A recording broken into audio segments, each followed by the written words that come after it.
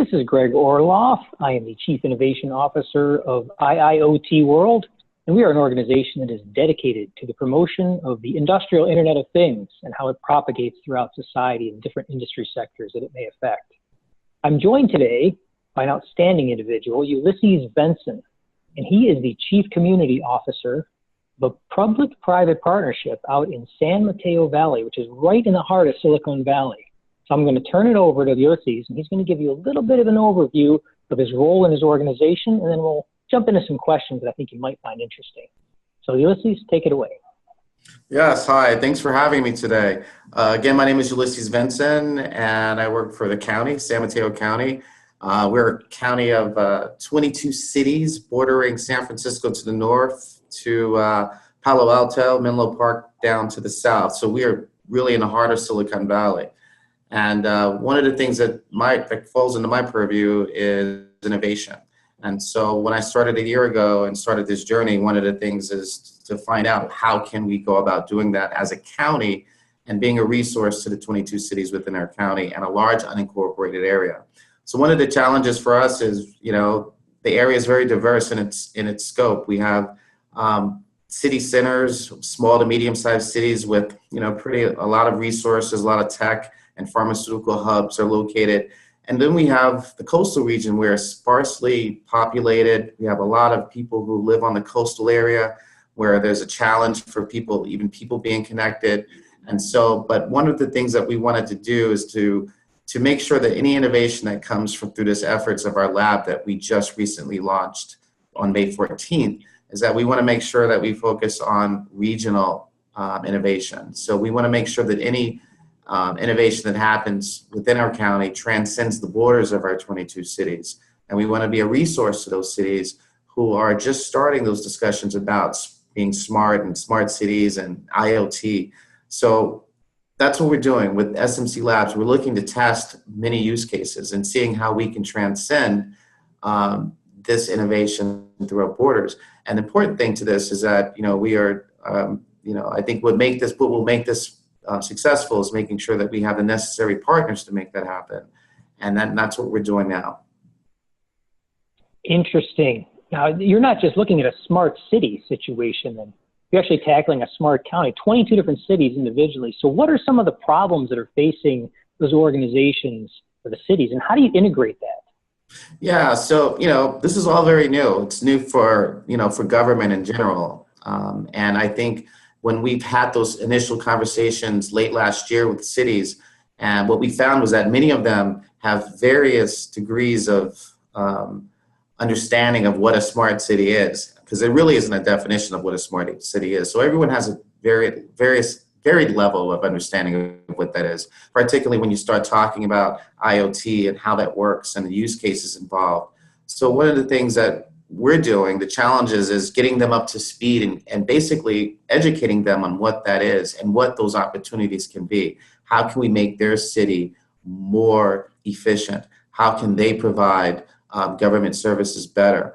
And I think, you could take that from the micro level, but for the county sees it as, these small and medium-sized cities cannot do it alone.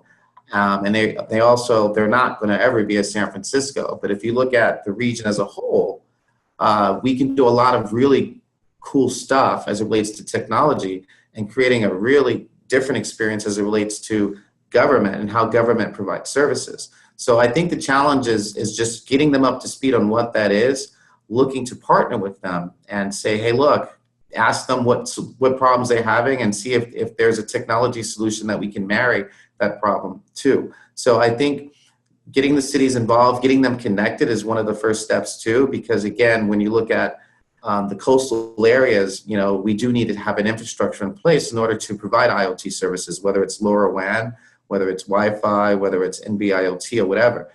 We have to make sure that the infrastructure is in place. And so right now we started here in Redwood City, which is where our county government center is located.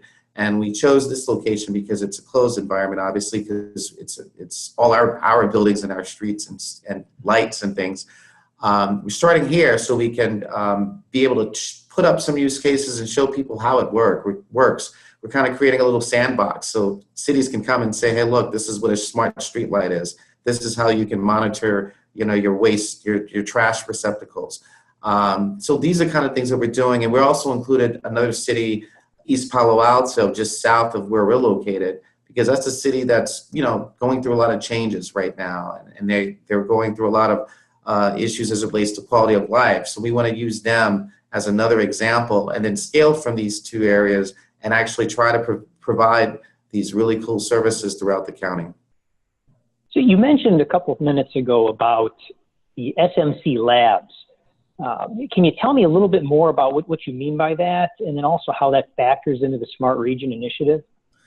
Yeah, so we launched SMC Labs as a result of talking to our county agencies and talking to the cities. And what we found was that, again, it was very hard to put their arms around the concept of smart cities. So we thought that we'd create this lab environment just to test what those opportunities are. So we started with first the connectivity layer. We wanted to make sure that we had a multi-tier connectivity layer where we can be able to show that these applications can work on something like Wi-Fi. It can work on NB-IoT. It can work on LoRaWAN. It can work on a Sigfox platform. These are all kind of technologies, connectivity technologies and platforms that are available to us now. Which one will prevail as a result, as it relates to IoT, we're not sure. But right now we want to tackle all of those. And so we also chose some use cases that are also, things that they can actually see and understand. And the ones we chose were smart parking, and like I said, we chose air quality, and we also chose monitoring of the moisture counts of the soil in the landscaping areas of our government complex. So basically, we created these use cases because number one, they're kind of mature. Number two, it's things that people can understand, and from there, we're looking to test them. We're not at rollout right now because we want to just test and see what works. And so from here, we'll see if it works. We'll see what can we scale, and we can talk to cities and say, is this something that would work in your city, in your community? And if it doesn't work, we can just, throw it away at this point. So being that you're managing 22 different entities, municipalities, if you will, how much overlap or how much dissonance do you experience between areas? I know East Palo Alto, maybe the larger audience doesn't know the intricacies of that, but that city is right next to Palo Alto, right? I know they have a lot of labor issues. Do their needs differ from some of the other cities that are in that 22? Yeah, so we look at, we want to be a partner to the cities. We don't want to dictate, any type of thing. This is a standard and this is what we're going to go with. The important thing is to educate them and to make sure that they know that this is available to them.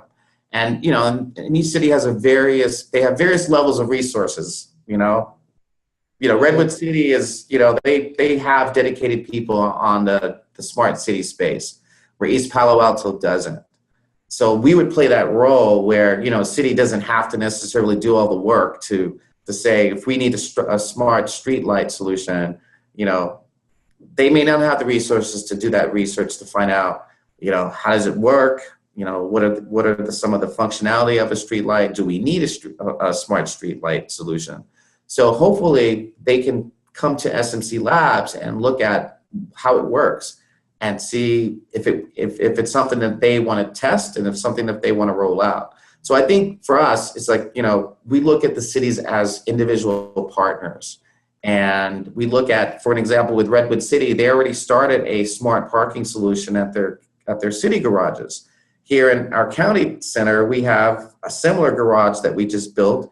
And you know what? We're not going to reinvent the wheel here. We're actually going to use the same solution that Redwood City already has in place, and then we're going to expound upon that. So if you're coming into Redwood City, there's no need to have a different experience when you're trying to find parking for your vehicle. That makes perfect sense. So what does the next year or the next 2 to 5 years look like in terms of this integration? Any crystal ball or visionary input you can share with us? Yeah, I think, we're very excited because I think, as we move forward with implementing, we're kind of doing this testing and implementing and seeing how the gateway works to the sensors and how we get the data and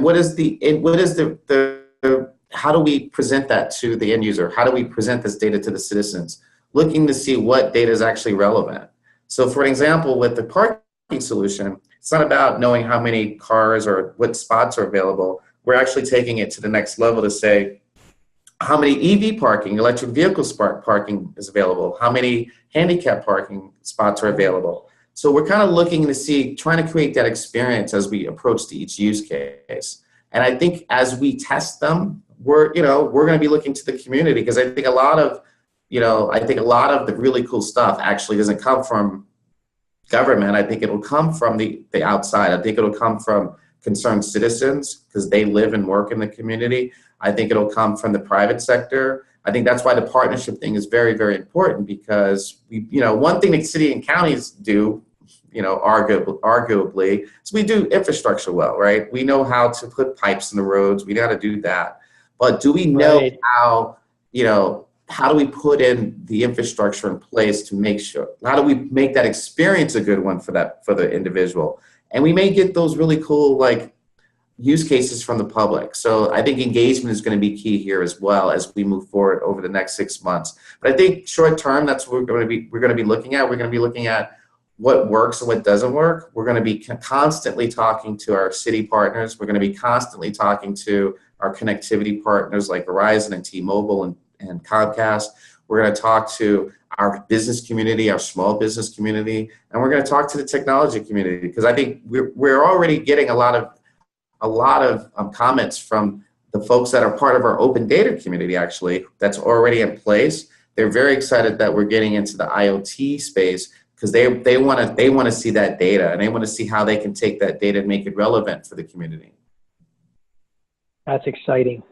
So it sounds like there's a lot of feedback mechanisms. Can you touch on some of the actual channels that you're using to get that information in terms of the public-private partnership? I mean, are you doing surveys? Are you doing mining data coming off a lot of the social media sites? Tell us how you're getting at the information. Yeah, so actually a lot of it came from our launch. So a lot of it is just word of mouth, because when we launched the IoT world, we immediately had a website up and running. We immediately had we had a mechanism on the web to get comments from people right off the bat to say, what are your first thoughts about this? Where do you think we should be headed? And the next month, we're creating an engagement tool to figure out what kind of issues and what kind of quality of life issues that maybe the government is not doing so well right now. What can we be doing better? So we will probably launch that at the end of next month, where we're going to have a way that people can actually in real time communicate with us about issues facing them. And I can tell you right now, housing is a big issue for people. Traffic is a big issue for people. And we really have to, how do we get people around, smart, a lot smarter than the way we're getting people getting around today. So I think we are getting good feedback. We're going to be doing a lot more over the summer months for sure, to hear from the people once we start scaling up and getting everything up and running.